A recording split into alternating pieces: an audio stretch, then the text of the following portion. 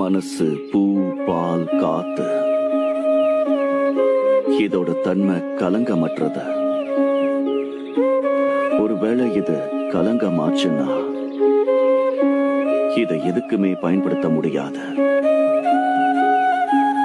மனசு, பூ,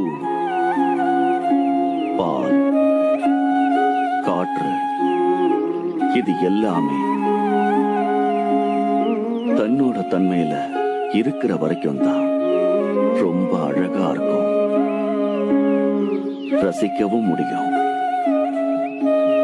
ஆனா அதோட தன்மையை விட்டு விலகிருச்சுன்னா நீ எவ்வளவுதான் முயற்சி செஞ்சாலும் அதோட உண்மையான தன்மைக்கு அதால திரும்ப வரவே முடியாது.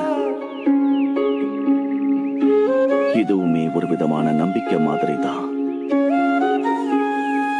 ஒரு தடவை அது உடைஞ்சா அது திரும்பவும் கண்டிப்பா சேராது.